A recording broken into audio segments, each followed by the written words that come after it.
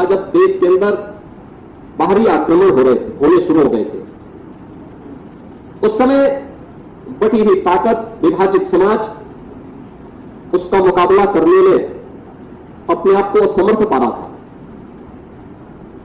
पूरब की ओर से आने वाले हमलों को रोकने के लिए उस समय, अगर आप पंजाब की परंपरा में देखेंगे, सिंध की परंपरा में देखेंगे, तो वहां पर यह मान्यताएं हैं कि गोरखनाथ जी ने उस समय वहां के समाज को जागरूक करके इस सारंगी वादन के कार्यक्रम को उसी समय गायन के माध्यम से जन जागरण और उसके माध्यम से समाज को जागरूक करके विदेशी हमलों से जागरूक करने के लिए एक बड़े उपक्रम के रूप में इन्होंने इसका उपयोग किया था।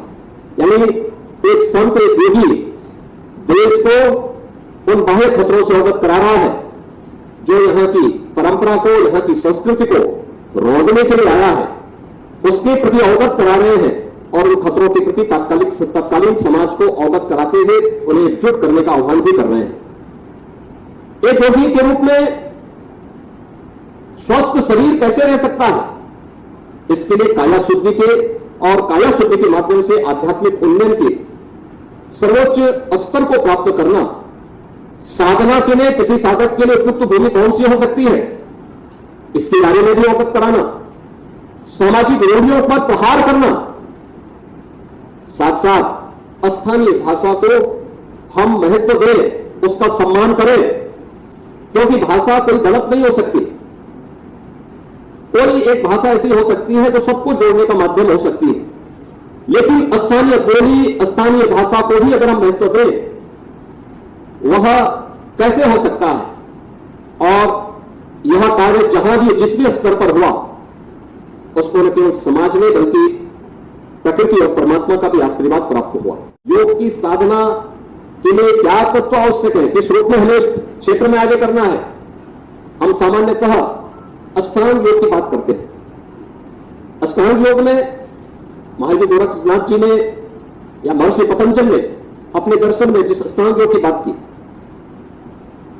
यम और नियम के बारे में गोरखनाथ जी कहते हैं भाई ये तो सामान्य अंतःकरण और बाह्य रूप से शुद्धि के माध्यम है, और ये हर व्यक्ति के, एक मनुष्य को मनुष्य कहलाने का अधिकारी वो तभी है जब वह अंतः और बाह्य शुद्धि दोनों पर ध्यान दे। अगर शुद्धि ही नहीं है तो फिर एक मनुष्य और एक पशु में अंतर करना बहुत कठिन है। लेकिन उन्होंने काया शोधन एक विशिष्ट पद्धति को भी इसके साथ महत्व दिया, और उस काया शोधन की पद्धति को उन्होंने बाद में हठयोग के रूप में परिवर्तित करके प्राणों की साधना के रूप में एक सामान्य जनमानस के लिए अत्यंत उपयोगी बनाया, जो लोक व्यवहार में प्रत्येक उम्र के व्यक्ति के लिए, किसी भी जाति, मत, मजहब के व्यक्ति के लिए साधना की उच्च कोटि की साधना में प्राप्त करने का एक माध्यम बन सकती है। और इसके लिए उन्होंने अनेक बातें कही। अक्सर आप देखते होंगे कि व्यक्ति बहुत कभी कभी अनियमित दिनचर्या भी उसके स्वास्थ्य पर विपरीत असर डालता है। उन्होंने बड़े बड़ी ने इसका उल्लेख किया है कि उन्होंने इसके बारे में कहा, थोड़ा बोले थोड़ा खाई, किस घटी पौना रखे सहमाई, गगन मंडल में अनहत बाजे, दंड पड़े तो सदगुरु लाजे। यानी थोड़ा बोलिए, थोड़ा खाइए, तो शरीर केवल खाने भर से ऐसा नहीं हो जाना चाहिए कि वह फिर आपको श्वास भी न ले पाए। श्वास लेने की स्थिति भी शरीर की होनी चाहिए। यह यानी एक सामान्य सी बात है। नियमित और संयमित दिनचर्या व्यक्ति के जीवन में कैसे उसको एक नई दिशा दे सकती है, इसका उल्लेख भी उन्होंने अपनी पूरी जो शब्दी है, जो पद उनके हैं, उन सब में हम सबको देखने को मिलता है। आप उत्तर भारत में भी आ पाएंगे, आपको अलग अलग राज्यों में अलग अलग चीजें देखने को मिलेंगे।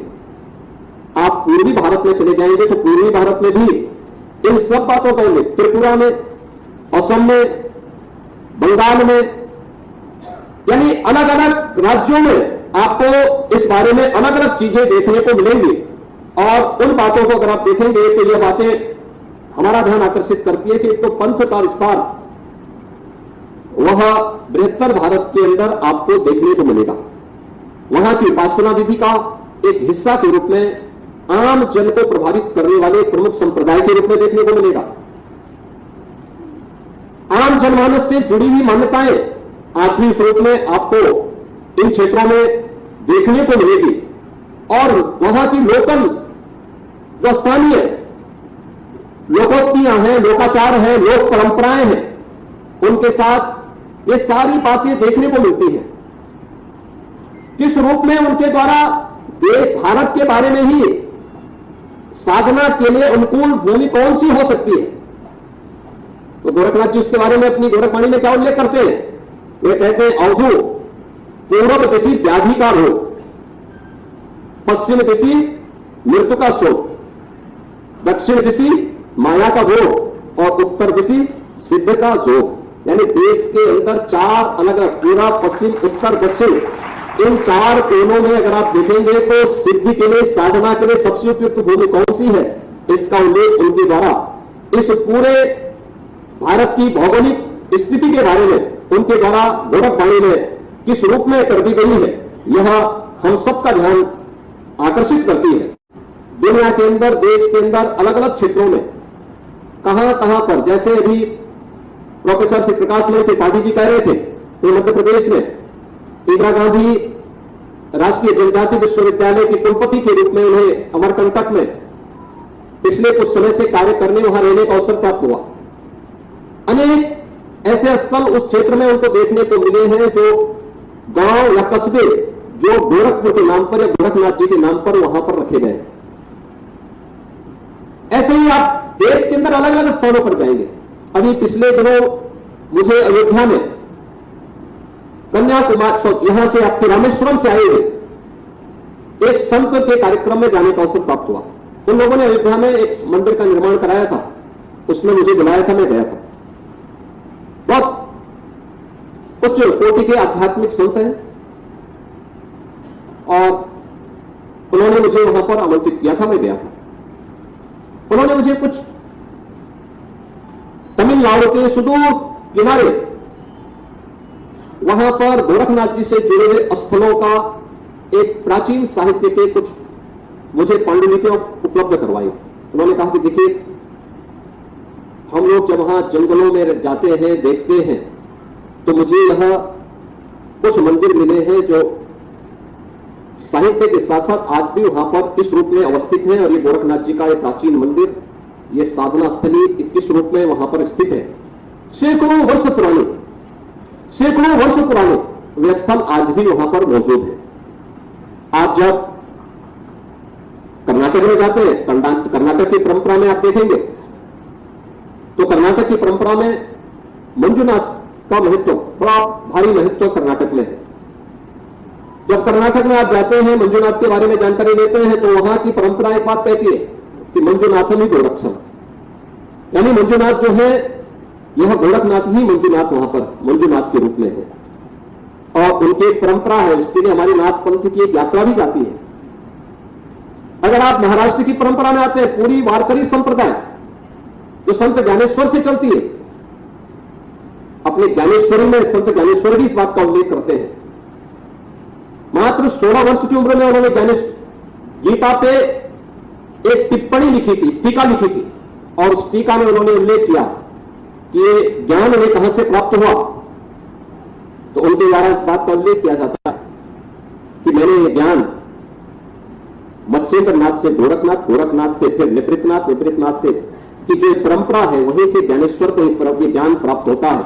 और 21 वर्ष की उम्र में उस संत ने अपनी टीका लिखने के बाद संजीव समाधि ले ली थी। ये महाराष्ट्र की परंपरा। हमारे यहां जैसे रामचरितमानस का पाठ होता है, रामचरितमानस का खंड रामायण का पाठ हम लोग किसी भी मांगलिक कार्यक्रम में करते हैं। पूरे महाराष्ट्र के अंदर अगर आप देखेंगे तो नवनाथों की पूरी परंपरा का पाठ इसी रूप में वहां पर देखने को मिलता है। रामानंद जी ने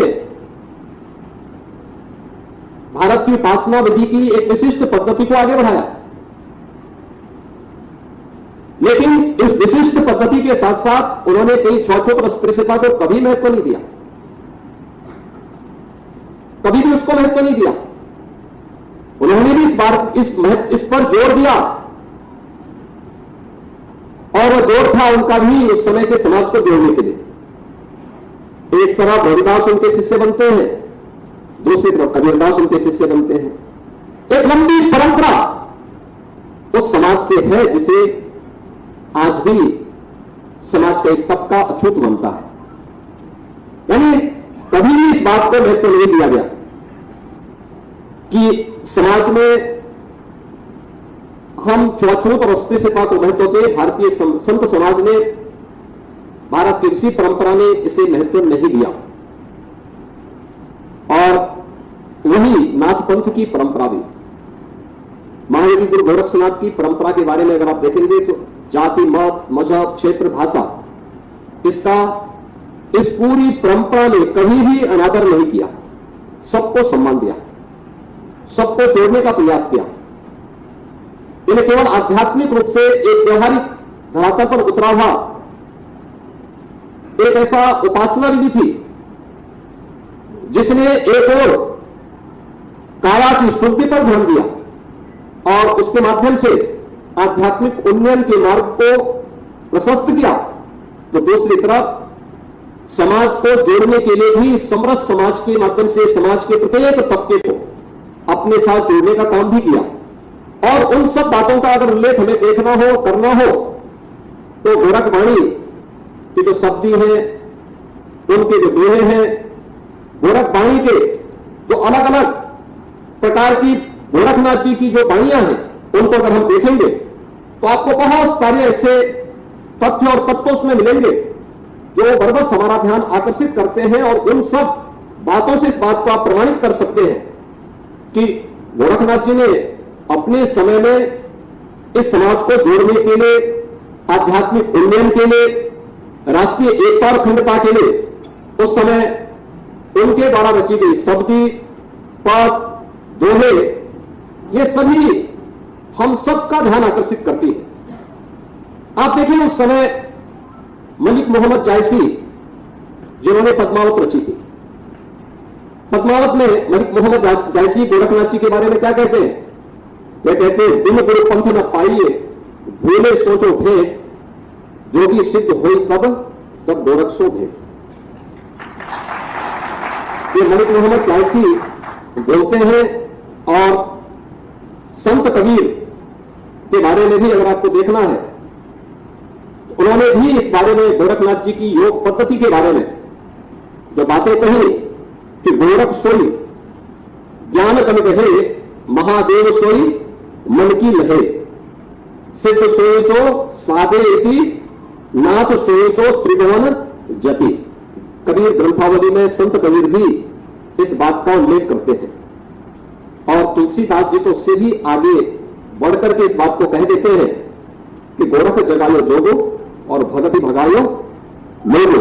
इस बात का उल्लेख उनके द्वारा भी की जाती है। अगर हम हिंदी दिवस पर हिंदी साहित्य के बारे में जब चर्चा करते हैं तो पूरी संत साहित्य से ये परंपरा आगे बढ़ती है और संत साहित्य की आधारशिला महायोगी गोरखनाथ का साहित्य दिखाई पड़ता है। उस पर शोध और उन कार्यक्रमों को हम आगे बढ़ाएंगे तो आपको दिखाई देगा वे शब्दी, वे पद हिंदी साहित्य के, जिन्हें संकलन भी हिंदी के एक मूर्धन्य विद्वान डॉक्टर पीताम्बर दत्त बर्थवाल ने गोरखवाणी के रूप में किया है। और जिसके लिए हिंदी की पहली डी.लिट की उपाधि डॉक्टर पीताम्बर दत्त बर्थवाल को प्राप्त होती है, यह हम सबका ध्यान आकर्षित करती है। आचार्य शंकर जब अपने अद्वैत ज्ञान से परिपूर्ण होकर के आगे की साधना के लिए वे काशी में आए तो काशी में साक्षात भगवान विश्वनाथ ने उनकी परीक्षा लेनी चाहिए।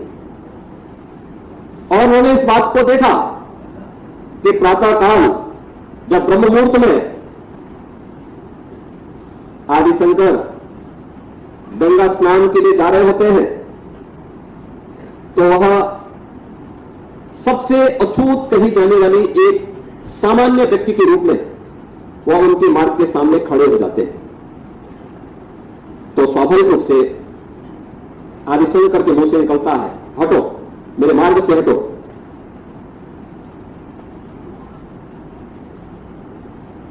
तो सामने से जो चंडाल होता है वह एक प्रश्न पूछता है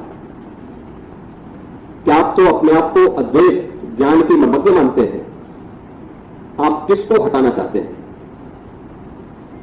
आपका ज्ञान क्या इस भौतिक काया को देख रही है, इस भौतिक काया के अंदर बसे हुए ब्रह्म को देख रही है? अगर ब्रह्म सत्य है तो जो ब्रह्म आपके अंदर है वही मेरे अंदर भी है। और इस ब्रह्म सत्य को जान करके अगर आप इस ब्रह्म को ठुकरा रहे हैं तो इसका मतलब आपका ये ज्ञान सत्य नहीं है। तो उन्होंने कोई भौचक थे, एक चंडाल के मुंह से इस प्रकार की बात। उन्होंने कहा कि आप कौन हैं, मैं जानना चाहता हूं। उन्होंने कहा कि जिस ज्ञान व्यापी की साधना के लिए, दुर्भाग्य से ज्ञान व्यापी आज लोग उसको दूसरे शब्दों में मस्जिद कहते हैं, लेकिन वो ज्ञान व्यापी साक्षात विश्वनाथ ही है। जिस ज्ञान व्यापी की उपासना के लिए आप केरल से चल करके यहां आए हैं, मैं उसका साक्षात स्वरूप विश्वनाथ हूं। तो वह उनके सामने नतमस्तक होते हैं और उन्हें इस बात का पश्चाताप होता है कि नहीं, ये जो भौतिक अस्पृश्यता है यह न केवल साधना के मार्ग का सबसे बड़ी बाधा है, बल्कि राष्ट्रीय एकता और अखंडता की भी सबसे बड़ी बाधा है।